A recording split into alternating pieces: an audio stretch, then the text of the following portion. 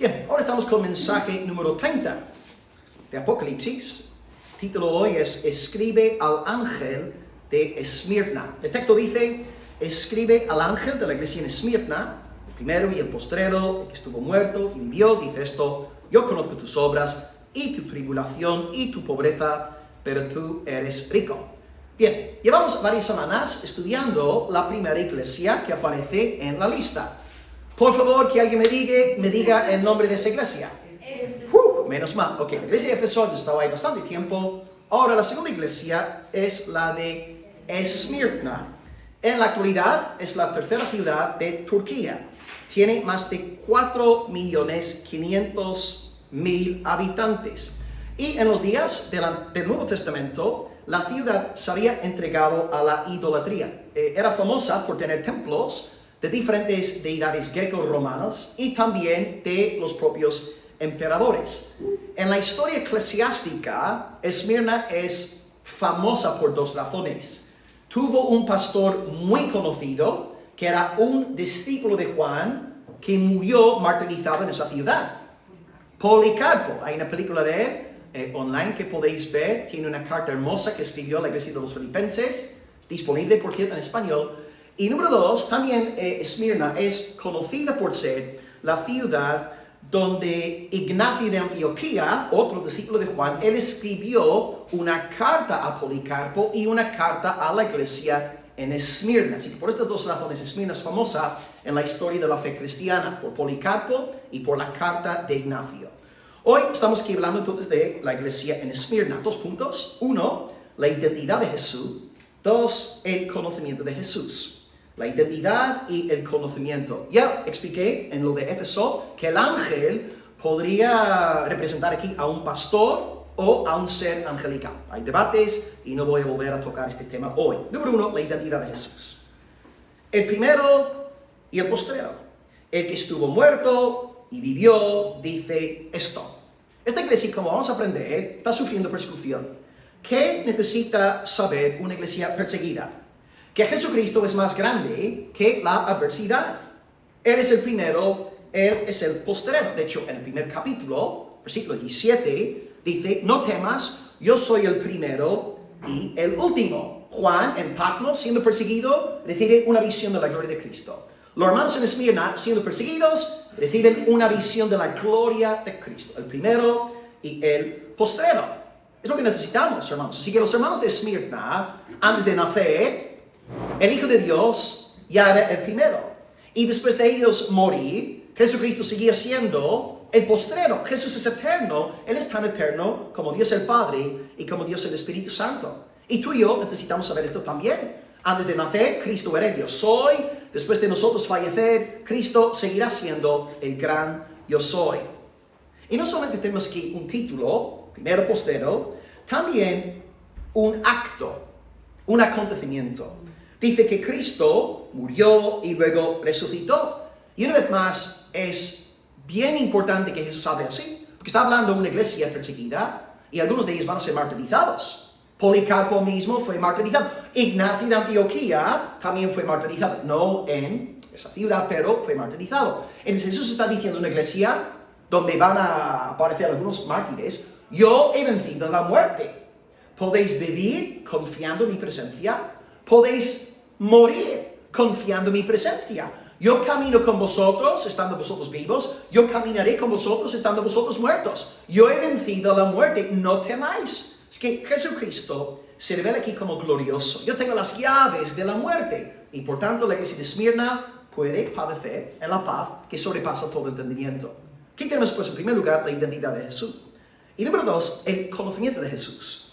En el texto de hoy aprendemos que Jesús tiene 3 cosas en mente a la hora de hablar de su conocimiento de Esmirna. Dice, yo conozco tus obras, yo conozco tu tribulación y yo conozco tu pobreza. Es que, por un lado, Jesús es eterno, primero, postrero.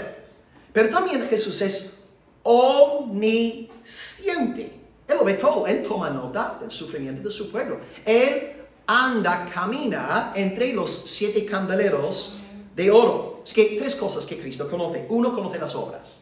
Él sabe que es una iglesia entregada, que ama al Señor, sigue su causa. Y fíjate, solamente hay 2 iglesias de las 7 que no reciben ningún tipo de reproche de parte de Jesús. Una es Filadelfia. La otra es Esmirna. Cristo en ningún momento recrimina a la iglesia. Así que Cristo sabe que esta iglesia es una iglesia fiel, comprometida y entregada a la causa del Señor. Luego dice también, yo conozco tu tribulación. Él sabe que están sufriendo. Y qué consuelo saber que Jesucristo, que también fue crucificado, qué bonito es saber que Él ha tomado nota de nuestro sufrimiento. Él se identifica con el pueblo perseguido. Es, por ejemplo, cuando tú pierdes a un niño. ¿Qué persona mejor para consolarte que otro ser humano que haya perdido un ser querido? Cristo aquí, como aquel que murió siendo crucificado, ahora consuela a la iglesia diciendo, yo conozco tu tribulación, yo estoy al tanto, no os he abandonado. Y número 3, Cristo también conoce su pobreza. Cito aquí las palabras del comentarista William Hendrickson. A estas personas, las personas de Esmirna, hasta la fecha no sé cómo decir, hay tantas, no sé si alguien me podría luego decir después, ¿no? Pero en internet hay un montón de formas de hablar de los habitantes de Esmirna. Y yo no sé cuál es la forma correcta. Pero Hendrickson dice, a estas personas de Esmirna, debido al mismo hecho de su conversión, se les despojaba muchas veces de su empleo. Así que, pobrecitos, ¿no? Perdieron sus puestos de trabajo por simplemente tener fe en Jesús. Pero Jesús dice, pero sois ricos. Tenéis riqueza, no riqueza al estilo Guillermo Maldonado. Riqueza al estilo Evangelio, perdón de los pecados, vida eterna, el Espíritu Santo. Es que ahora vamos a considerar 4 oraciones que podemos presentar a nuestro Dios en el nombre de Jesús en esta noche. Número 1. Gracias por tu iglesia en Almería.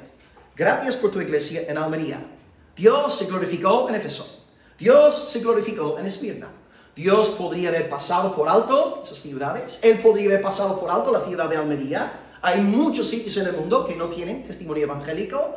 Dios podría haberse olvidado de nosotros, pero enos aquí en una iglesia cristiana orando a Dios en el nombre de Jesús. Gloria a ti, Padre. Gracias por tu gracia. Gracias por tu obra evangélica aquí en esta ciudad. En España las últimas cifras son positivas. Están hablando de 1.500.000 feligreses evangélicos ahora en la península ibérica, que está hablando de un crecimiento sin precedentes. Gracias en gran parte al flujo migratorio, y por supuesto habrá algunos ahí en sectas, no serán realmente evangélicos, pero es emocionante vivir en esta generación de España. Si pensamos en los reformadores en España en el siglo XVI, que fueron ya quitados de medio, algunos martirizados, otros tuvieron que huir del país, si ellos se hubiesen enterado de que en 500 años iban a haber más de 1 millón de creyentes evangélicos en este país, habrían bailado de gozo. Y estamos viviendo en días muy bonitos, sí, por supuesto, con retos, desafíos, decadencia, amén, pero hay que dar gloria a Dios por su obra en Almería, su obra en Andalucía, su obra en el norte, en el este, oeste. Gracias, Padre, por haber levantado una iglesia aquí en España, amén. Número 2. Gracias, Padre, por la revelación de tu Hijo. Gracias por la revelación de tu Hijo. ¿Ves aquí la ternura de Dios? ¿Qué hace Dios con una iglesia perseguida? No dice, no vais a sufrir, porque veremos en 2 semanas que el Señor les dice, vais a ir a la cárcel. Sé fiel hasta la muerte y yo te daré la corona de la vida. Van a sufrir. Jesús, Dios lo que hace para fortalecer a la iglesia es dar a los hermanos una visión de la gloria de Jesús. Juan está en Patmos y Dios le da la visión del Hijo del Hombre. Ojos de fuego, rostro de sol, pelo blanco como la nieve, sus pies como de bronce bruñido. ¡Qué visión más impactante! Juan recibe fortaleza. ¿Y ahora qué hace con los hermanos en Esmirna? Una visión de la gloria de Cristo. Yo soy el primero, yo soy el postrero, yo estuve muerto, he aquí vivo. La iglesia recibe esta visión de parte de Dios. ¿Y qué necesita nuestra iglesia? ¿Cómo vamos a seguir adelante? Contemplando la gloria de Cristo, la virtud de Cristo, la hermosura del Señor Jesús. No tenemos nada más que ofrecer a los miembros de esta iglesia, sino Cristo, su gloria, sus promesas, sus palabras. Jesucristo es suficiente. Él es la mejor medicina para una iglesia perseguida. Es que gracias, Padre, por tu iglesia en Almería. Gracias por la revelación que nos has dado de tu Hijo. Tercera oración de gratitud. Gracias porque tú estás al tanto de todo. Estás al tanto de todo. Jesús aquí dice que está al corriente de todo lo que pasa en Esmirna. Él conoce la condición de Éfeso, Él conoce la condición de Esmirna y Él conoce la condición de nuestra iglesia local también. Conoce nuestras obras, conoce nuestra tribulación y conoce nuestra pobreza. También conoce nuestra riqueza espiritual. Es que nosotros siempre estamos delante de Jesús, vivimos corandeo, y esta verdad es tanto, consoladora como, problemática. ¿Qué quiere decir con esto? Si tú estás haciendo las cosas bien delante de Dios, viviendo en arrepentimiento, amas al Señor, te esfuerzas por glorificar su nombre, pues te da hoy gozo saber que Jesús anda contigo. Pero si no estás haciendo las cosas bien, si estás topeando con las tinieblas, pues esta verdad te preocupa, ¿no? Entonces lo que debemos hacer como pueblo de Dios es arrepentirnos, confesar nuestro pecado, clamar a Dios y recibir una vez más el perdón de los pecados. Jesucristo está al tanto de todo. No solamente conoce a nuestra iglesia a nivel congregacional, Él conoce a cada oveja de manera individual. Que Él sabe exactamente lo que todos estáis viviendo ahora mismo, y gracias a Dios es un consuelo contar con un fiel pastor así. Así que gracias, amado Dios, porque estás al tanto de todo. Y oración número 4, antes de orar. Gracias, Dios, porque nos das verdaderas riquezas. Gracias, Dios, porque nos das verdaderas riquezas. Bueno, en nuestra iglesia tampoco, yo no creo que haya ningún multimillonario en nuestra congregación. No es que seamos pobres cuando nos comparamos con hermanos en Asia, en África, tenemos abundancia de todo aquí en el occidente, ¿verdad? Pero lo más importante es tener riqueza espiritual. Y debemos dar gracias a Dios porque hemos recibido verdaderas riquezas. Al fin y al cabo, nos toca vivir, 60, 70, 80 años tal vez, a los más robustos, y luego partimos. Y todo lo acumulado a lo largo de los 60, 70 años se queda aquí, ¿verdad? O el Estado lo toma, o para los hijos, en herencia, etc.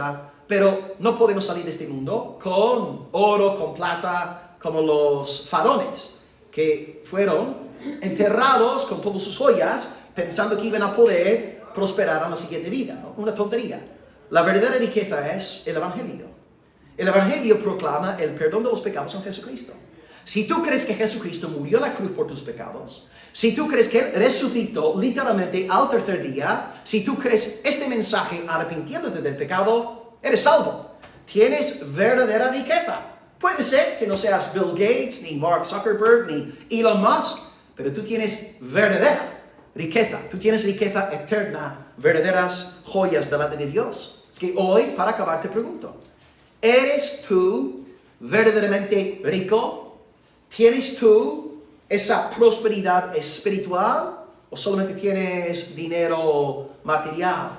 Dios nos ha dado riqueza espiritual sin Cristo, a su nombre sea gloria. Es que hay 4 oraciones, iglesia. Número 1, gracias Padre por tu iglesia en Almería.